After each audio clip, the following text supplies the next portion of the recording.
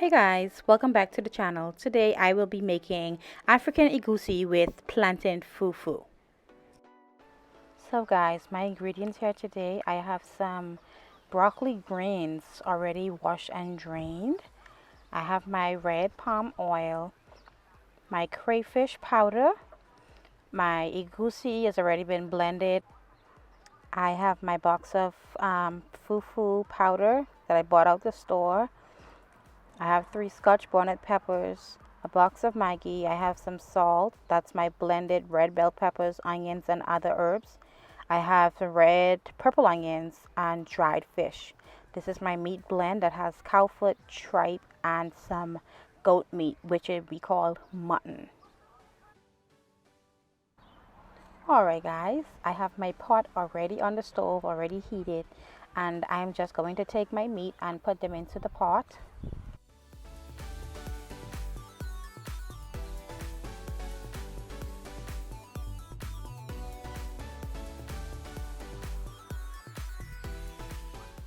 Here I'm adding half of a very large purple onion that I have blended, 2 Maggi cubes, and I'm adding some salt to my taste. 1 Scotch bonnet pepper, I added the whole pepper inside. And I'm just going to mix this. I won't be adding any water at the moment. So no water added, just mix and combine all of the seasonings onto the meat. We're going to place the lid on and let it simmer. Now that it has simmered, you take the top off and voila, what do you see? Loads of juices down in there, okay? So we're getting all that nicely seasoned broth that naturally came from the meat. Now I am adding in a bit of water because we're going to need some juices, and we're going to mix that and let this boil again.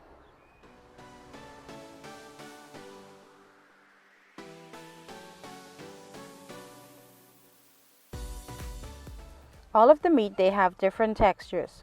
So right now I'm just taking out the goat's meat, or what we call here locally our mutton. I'm taking all of them out of the pan, and I'm going to let the tripe and the cow foot finish cook.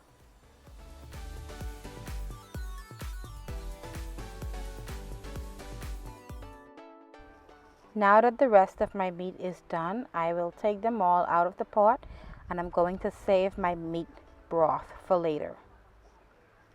Here I have my dry fish, my dry smoked fish. I'm just going to peel all of the bones out of them and break my fish into pieces that I would put into my pot. This has a very, very good taste. Guys, if I am doing something wrong, please feel free to drop a comment down below and give me some tips. So I have my egusi here, and I put this into a bowl. This is my first time doing any of this, okay? So please don't come for me. I'm adding about 2 tablespoons of crayfish, and I'm going to mix that and add, this is some warm water I'm adding, and I'm mixing it. This is a technique I got off of YouTube. I saw a lady did it this way where she would make, it's like a dough. Okay, so I added my egusi and my crayfish powder, and I'm just mixing it to sort of a somewhat thick consistency where I would make like a dough.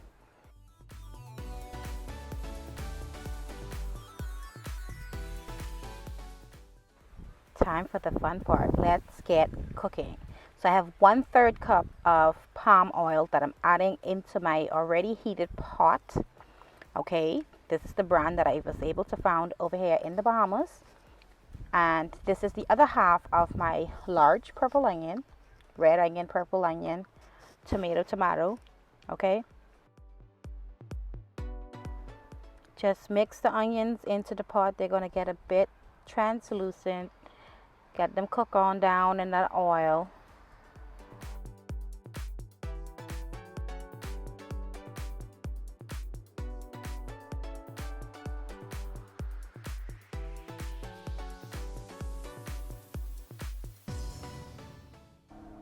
Now that our onions have been cooked, I'm going to add in my pureed red bell peppers, Scotch bonnet peppers, and the rest of my purple onions that I pureed them in my NutriBullet. You can do it chunky if you'd like, but I did them kind of soft.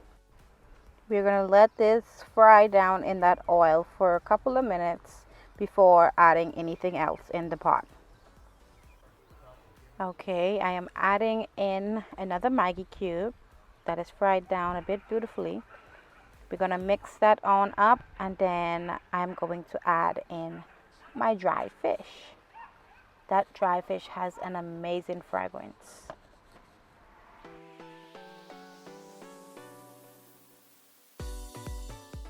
Guys, I forgot to film the part where I put my meat into the oven on broiled so that I can crisp them. I didn't want to fry them because this egusi soup already has a lot of oil. Look at that. Just beautiful. Just beautiful. Alrighty, now it's time to add our meat into our sauce. Well, it's not quite a sauce yet, but you know what I mean. We getting there. Our meat is in, and we're going to mix this, get them fully covered, get that beautiful red all over those meat, all over those bones, all over everything.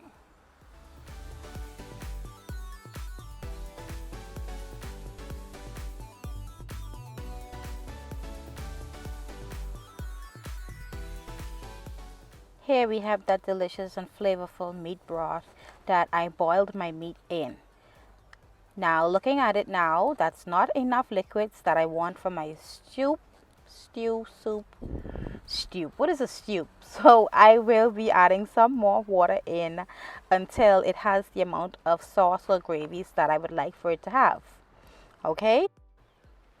Now that this has simmered down and boiled, all of those flavors are really getting down into those meats. I am going to start adding in my egusi balls. Now I got this technique from a lady on YouTube. I don't remember her name, but I will try and link her down below in the description box. She made these beautiful, delicious looking egusi balls, and she put it into the soup so that you will be able to see that nice thickness in your sauce at the end of the whole cooking process. Here I'm just trying to get the egusi balls underneath all of that broth and sauce, because be mindful, the egusi is raw and it has to be fully cooked. Okay, egusi, that's something like grits or rice, it has to be cooked. And here is my broccoli greens. These are the leaf of the broccoli. Okay, I didn't want to use spinach, and I couldn't find any collard greens, and I was not into going shop. So I got some broccoli greens. If you haven't tried it, you need to try it because it is great.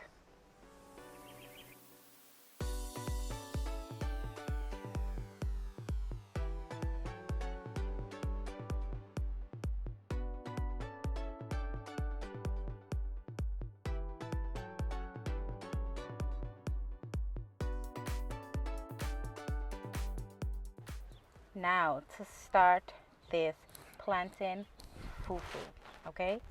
Let me tell y'all, this worked me so hard, y'all wouldn't believe it. The technique that I'm using, I got this from the same lady. I think it was from the same lady on YouTube.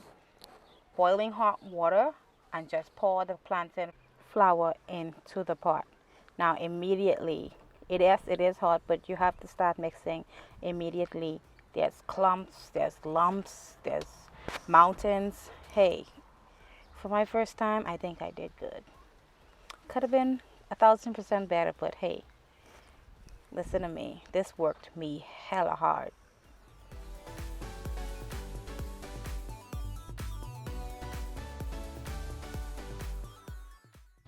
Just as you would any other flour, this plantain flour has to be cooked. So I added a bit of water and I put the lid on and let it cook down for about 10 minutes or so. And this is the end result. It's now fully cooked. I'm going to try and form this, see if I can get a perfect round ball, but hey, it ain't happened, okay? So when y'all see it at the end, don't be looking for them old smooth, round, juicy looking balls. No, this cut my hip. This was my first and my last. I saw this water technique wet the wooden spatula and try and form, you get the perfect form for the fufu. But that didn't work for me, okay? It did not work. I tried and I tried and I tried.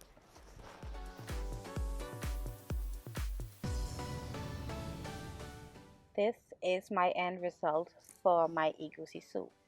Now, the last clip y'all saw of the pot when I was mixing everything together, it did not look this way and it did not have this color. I made another sauce. I added some tomato paste with some more oil. It really did not have the right amount of oil. The original video that I watched, she put about a whole cup of oil in her pot. Apparently, that's the way it's supposed to be made, with a lot of oil. Okay? I did not do that, so I had to go back and do it, and now it is beautiful. At first, I was saying it's beautiful, but now that I see the final product, it is gorgeous. Okay? I know y'all looking at this and saying, dazzling doll, this don't look like the thing that I see in the pot. That's because I took this out before I realized that, hey, this wasn't right. When I went back and I added some more oil, I added another Maggi cube, I added some tomato paste for that beautiful, beautiful high red color, you know? And, but this is the before, okay? This is how I presented my plate. That is my fufu. It's not perfectly round, but hey, it's fufu. It's cooked all the way through, and it's on the plate next to my egusi stew, okay? I don't know if you're supposed to say egusi stew or egusi soup. I notice people from Africa. Mind you, I know that Africa is a very, very big country. There's many different states, and everybody do things differently, and they pronounce things differently. There's different languages they speak and all. But hey, whether it's egusi stew or egusi soup, this is my version, okay? Not to be honest with y'all, I didn't like it too much. It has a lot of powerful fragrance and taste to it. Someone told me that it could be the crayfish powder because that has a very powerful taste. Oh yeah, and when I added my onions and my blended herbs, I also added another tablespoon of crayfish powder that I did not catch on camera. But yes guys, that is it here for today's video. I thank you guys so much for watching, and be sure, leave me some comments down below how you think I did for my very first time, and anything that you think I did wrong or that I can do better. Let me know, because I plan to someday do a seafood egusi soup. Okay? So yeah, I love you guys, and I will see you guys for the next video. Peace out. Link up. I love you guys. Bye.